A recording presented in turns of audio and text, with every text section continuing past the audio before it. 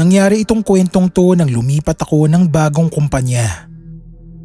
Nagtatrabaho ako sa isang call center at madami talaga akong mga kwento at karanasan patungkol sa mga multo at kababalaghan, at isa ito sa mga yun. Nasa training pa ako nung panahong yun at nangyari ito isang araw bago yung training ko. Hindi ako nakatulog ng maayos nung araw na yun. Kaya kinabukasan, sobrang sakit ng ulo ko. Nagpaalam ako sa trainer ko na pupunta lang ako sa klinik. At yun nga ang ginawa ko. Nung nasa klinik na ako, sinabi ko sa nurse na masakit ang ulo ko at nanghingi ako ng paracetamol. Bago ako bigyan ng gamot, sinabi nung nurse na gusto daw muna niyang tignan ang blood pressure ko para makasigurado. Pagkatapos niya akong i-BP, ayon sa kanya, mataas daw ito. Nasa 180/120. Mataas na nga talaga yun. Kaya imbis na pantanggal sa sakit ng ulo, gamot pampababa ng blood pressure ang una niyang ibinigay sa akin para nang sa ganon ay mag-normalize muna ang BP ko. Habang naghihintay ay pinapasok muna niya ako sa kwarto. Madilim nun ang paligid. Kurtina lang ang tabing ko mula sa labas. Sa loob ng klinik ng kumpanya, may 2 kama na kurtina lang din ang nagsisilbing pagitan. Doon niya ako sa kama sa kanan pinahiga upang panandali ang makapagpahinga. Sinabi pa ng nurse na babalikan daw niya ako makalipas ang 15 minuto para tignang muli ang blood pressure ko kung normal na. Pinatotohanan naman niya ang kanyang sinabi dahil makalipas ang 15 minuto, bumalik na siya at tinignan muli ang BP ko. 160/110 na. Bumaba naman, ngunit ayon sa nurse, mataas pa din daw. Kaya ang sumunod niyang ginawa ay binigyan muli ako ng gamot. Hintay ulit ng 15 minuto at titignan niya ulit yung BP ko. Habang naghihintay, maririnig at maaaninag mo naman na marami naglalabas-masok sa klinik.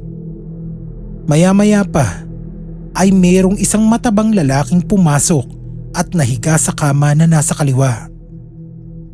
Nung mga oras na yon, kahit nahihilo pa din ako dahil dun sa gamot, ay alam ko pa rin ang mga nangyayari sa paligid ko. Nararamdaman ko na unti-unting binubuksan ng lalaki yung harang na kurtina.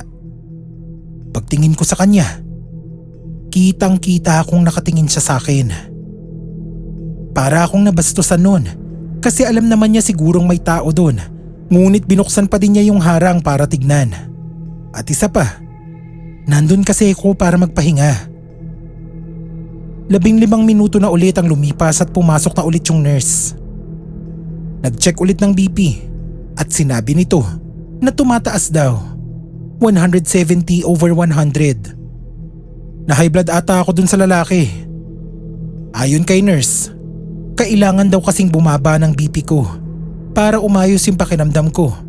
Kasi kung hindi, isi-send home niya ako o kaya ipapadala sa emergency room.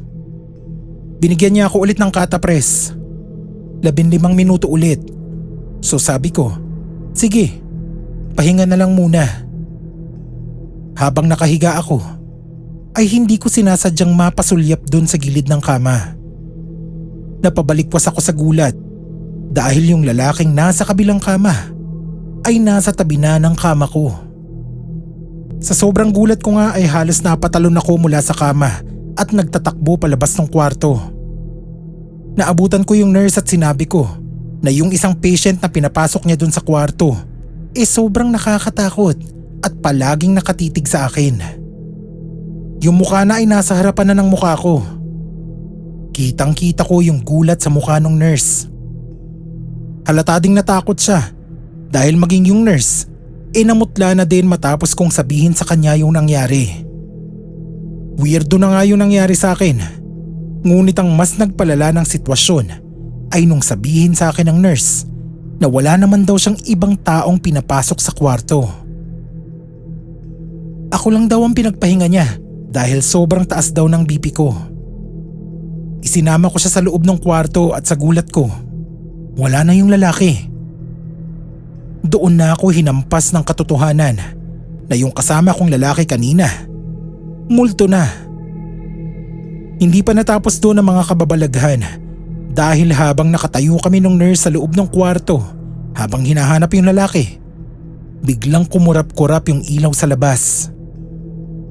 Patakbo na ako nun palabas nang biglang sabihin ng nurse na wag ko daw siyang iwan doon sa loob ng klinik. Doon ko nalaman na reliever lang pala siya at absent pala yung nurse. Wag daw muna akong aalis kasi natatakot siya na baka kung anong mangyari sa akin kasi hindi pa bumababa yung BP ko. So nagstay pa ako kahit grabe yung takot ko kasi kailangan mapakita ako sa trainer ko yung clinic slip na okay na ako. Binuksan namin lahat ng ilaw sa klinik at imbis na bumalik dun sa kama, nagpahinga na lang ako ng nakaupo. Di kalaunan ay bumaba din yung BP ko ng 140/90. Sinabi ng nurse na okay na daw yun. Habang ginagawa niya yung clinic slip, saktong dating naman ng trainer ko. Pagkakita niya sa akin, ay agad niya akong tinanong kung okay na ba ako. Nasinagot ko naman ng yes, okay na ako. May hinahanap siyang nurse nun eh. Sabi ni Kuya Nurse, absent daw. Siya daw yung reliever. Sabi ng trainer ko na makikipagkwentuhan daw kasi sana siya. Maya-maya pa, ay bigla na din siyang nagkwento na last year daw, may isang agent na namatay nung parehas na araw dahil daw sa hypertension. At ito na daw yung kwento niya. Nagsabi daw si agent kay TL na masamang masama daw yung pakiramdam niya. Nagalit pa nga daw nun yung TL kasi pinilit siyang pumasok. Pumasok naman daw si agent. Nailagay pa nga daw niya yung gamit niya sa locker tapos umupo sa couch. Nasa basement kasi namin yung mga locker at dun sa area na yon may couch. Nagkwento pa daw yung agent kay Ate Guard na hindi daw siya dapat papasok. Kaso, pinapasok pa din siya ng TL niya. Uupo lang daw muna siya tapos pupunta na sa klinik. Nagtaka daw yung guard kasi ang tagal na daw nakaupo ni Kuya sa couch. Akala nung guard ay nakatulog. Yun pala, patay na si Kuya. Matapos yun ikwento ni trainer, tinanong ko siya kung matabang lalaki ba yung namatay. Sabi niya, oo. At sumunod na tinanong kung kakilala ko daw ba. At doon na nagdugtong sa utak ko na baka siya nga yung kasama ko sa kwarto kanina. Hindi na daw yun umabot pa sa klinik, kaya siguro ngayon siya nagpunta.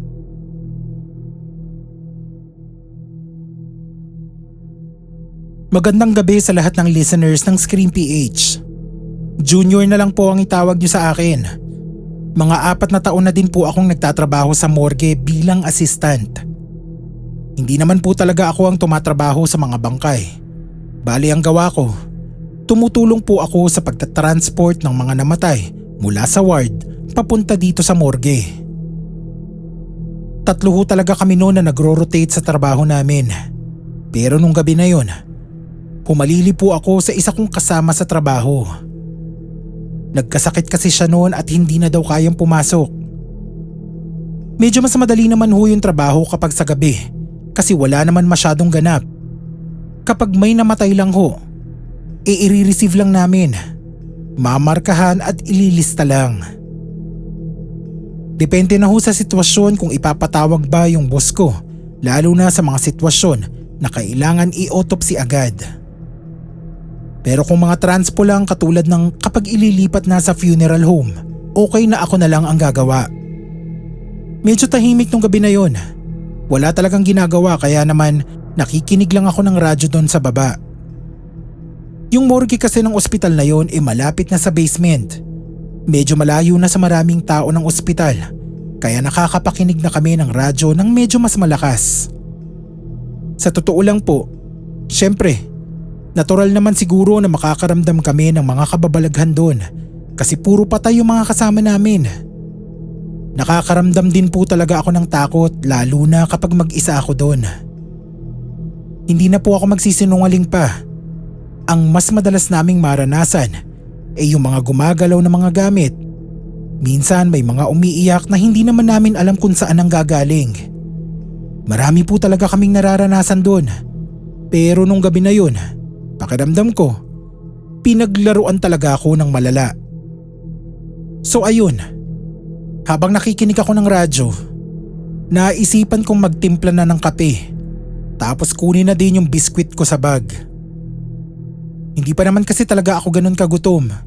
Gusto ko lang ng kutkutin para hindi ako antukin. Matapos ko yun kunin, kinain ko na. Ngunit hindi pa din nawala yung matinding antok ko ng mga oras na yon. Sinabi ko sa sarili ko, total naman wala ako masyadong ginagawa. Maiidlip na muna ako.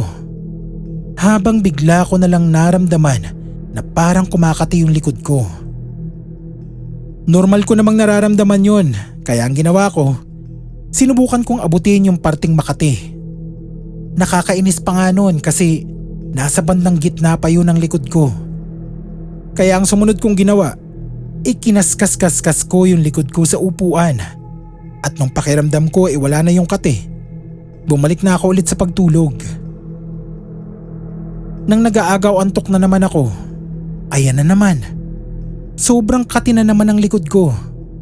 Pero ngayon naman, sa bandang balikat lang. Inangat ko yung kamay ko upang kamutin yung balikat ko.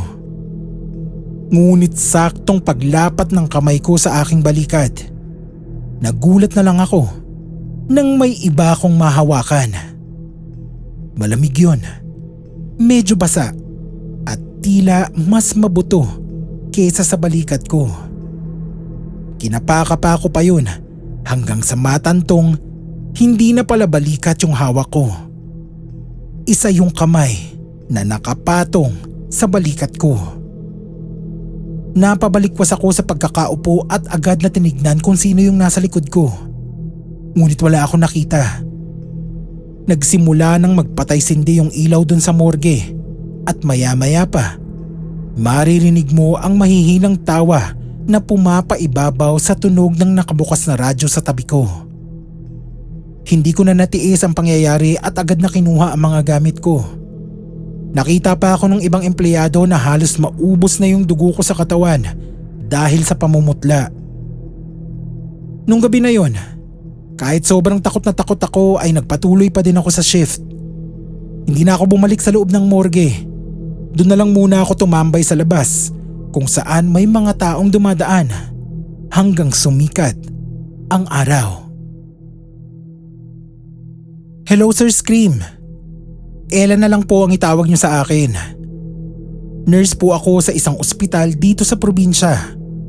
Hindi ko na po sasabihin kung saan kasi currently dito pa din ako nagtatrabaho. Kwento ko lang po yung naging experience ko dito sa nursery ng ospital. Sa totoo lang po, first time kong maka-experience ng mga paranormal encounters kahit saan. Kaya sobra talaga yung takot ko nung makita ko to. Nung panahon po kasi na yon, nagkaroon kami ng patient na sobrang risky at complex ng pagbubuntis.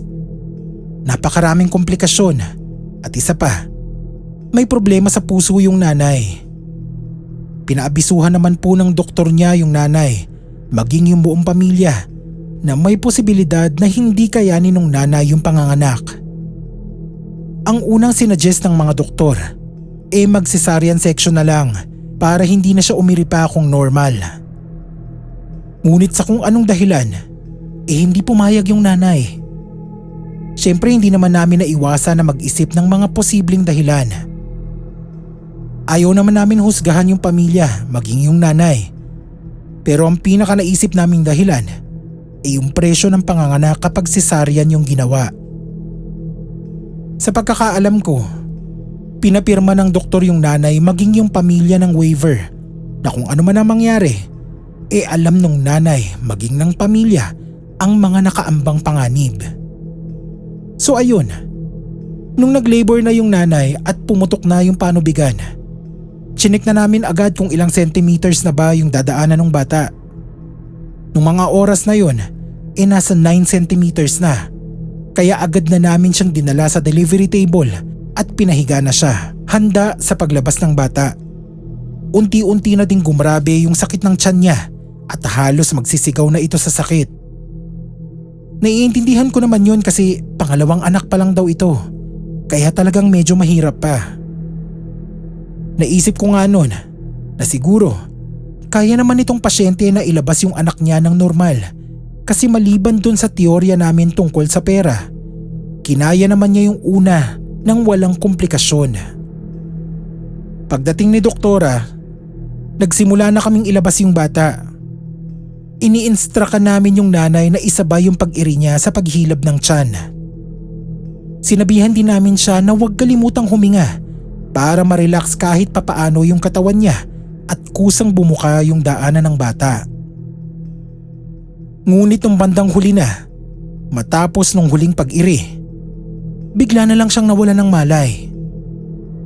Dahil nga kalahati na yung nakalabas sa ulo ng bata, kami na yung nagpuwersang itulak yung bata palabas habang nakaalalay naman si doktora para saluhin ito.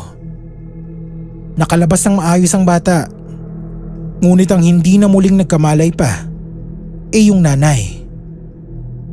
Tulala kaming lahat noon at walang nasabi. Si doktora naman ay nagmadaling tawagin ang ibang staff upang subukang i-revive yung nanay. Ngayon po, hindi ko pa din maintindihan kung bakit nabigyan ng clearance tong nanay sa cardio. Siguro hindi naman ganun kagrabe yung risk pagdating sa cardio niya at na-aggravate lang nung nagle-labor siya. Binalita na yun ni doktora sa pamilya at wala na din talagang nagawa.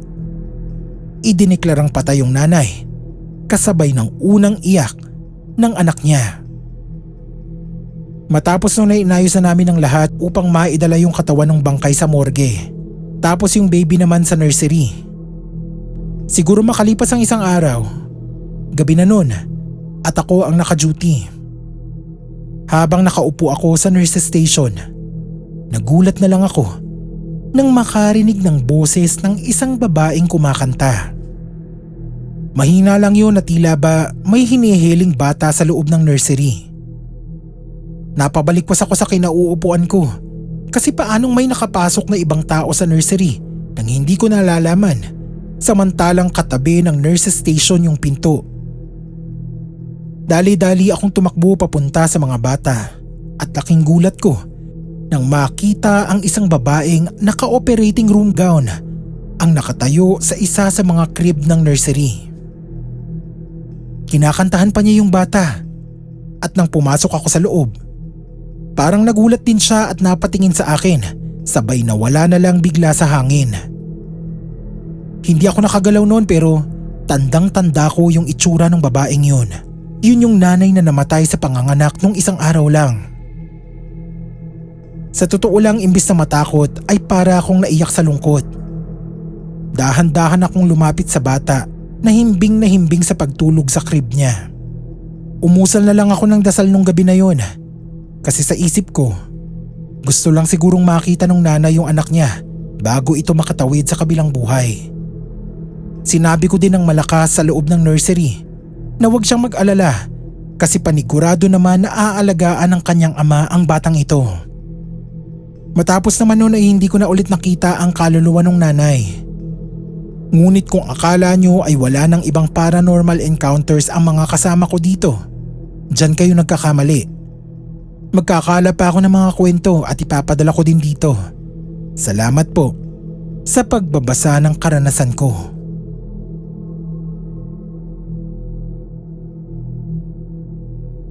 Hello Scream PH, itago nyo na lang po ako sa pangalang May.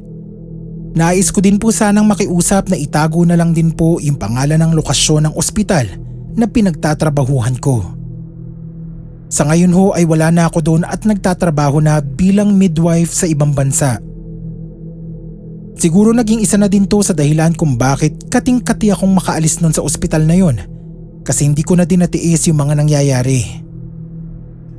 Sa ospital ho kasi, hindi naman palaging nabubuhay yung mga ipinapanganak na mga pasyente namin.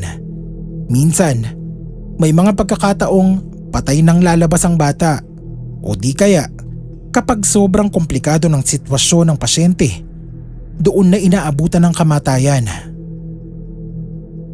Ngunit kahit ilang beses pa naming ipagdasal ang mga kaluluwa ng mga batang binabawian ng buhay pagkalabas pa lang nito sa mundo, tila ba pinipili ng mga ito na manatili sa loob ng ospital at sa aming mga empleyado makikipaglaro. Hindi naman ho ako ganun katagal doon. Siguro mga 5 taon lang ho ako bago nakaalis ng bansa. Nung unang taon ko doon, sa night shift ako agad nilagay. Siguro parang initiation na lang ng mga seniors ko kasi karamihan sa kanila umaga ang shift. Pero akong bago, sa gabi talaga nilagay. Okay lang naman sa akin yon kasi una, trabaho ko yon at pangalawa, wala din naman talaga akong choice. So nung bagong-bago pa lang ako, mga kaunting pagpaparamdam lang yung nangyayari sa akin sa gabi. May mga naririnig akong iyak ng bata pero pagdating ko sa nursery, tulog naman silang lahat at tahimik ang paligid. Meron ding isang pangyayari na kasama ko naman yung nurse ng NICU. Bigla na lang nawala yung pera niya na nakapatong lang sa lamesa ng station namin. Pinahiram ko pa siya ng pangkain nun. Tapos nung pagbalik naman namin, nakita na lang namin yung pera niya na nakapatong na sa ibang lamesa sa loob ng NICU. Palagi namin napapagkwentuhan yung mga kababalaghan sa loob ng delivery room at NICU at di naglaon ay naging biru-biruan na lang sa amin yung mga ganong pangyayari. Ngunit ang hindi ko inakala noon na yung mga dating pasimple-simpleng mga paglalaro lang sa amin dadating na sa sakitan. Siguro 3 taon ko yun. Siyempre, night shift pa din ako at siyempre, sa gabi, minsan aantukin ka talaga lalo na kapag wala kayong pasyente o di kaya wala kayong ginagawa. Kapag natutulog ako, minsan nakakaramdam ako ng kinukurot yung braso ko o di kaya parang may hahampas sa likod ko. Hindi ko lang talaga napipicturan pero ang dami kong mga sugat nun sa braso, sa binti, tsaka sa likod. Ngunit yung pinakagrabe nun nung kinakagat na nila ako. Sa umpisa, parang maliliit na kagat lang pero nung naglaon, nakikita ko na yung bakat ng bibig sa kamay ko, braso at binti. Hindi ako naghinala ng iba pa. Alam kong bata ang gumawa nun kasi maliliit lang na kagat ang ginawa sa akin. At isa pa, nung minsang mangyari ito, kitang-kita mo pa yung bakat ng maliliit na bibig. Hindi ako nagdalawang isip at inireport ko agad ito sa mga bisor ko. Wala din naman silang ibang nagawa kung hindi ipabless yung delivery room maging yung NICU namin. Matapos naman ipabless yung 2 department na yon humupa naman yung pananakit ng mga nilalang na ito at bumalik na lang sa dating mapaglaro nilang gawi. Naikwento ko din yon sa pamilya ko at isa sa mga pinsan ko ang nagsabi na baka tiyanak daw yung gumagawa nun sa amin. Sobrang takot ko talaga noon na halos hindi ako makatulog. Nai-imagine ko kasi yung itsura ng tiyanak sa TV. Matapos din noon ay nagsimula na din yung application ko para mga ibang bansa. Salamat din naman at na-approve yung application ko at narito na ako ngayon sa Canada. Ngunit kung meron akong alaalang babalikan dyan sa Pilipinas na kahit anong gawin ko ay hindi ko makalimutan, panigurado akong ito na ang pinakagrabing nangyari sa akin dyan sa Pilipinas.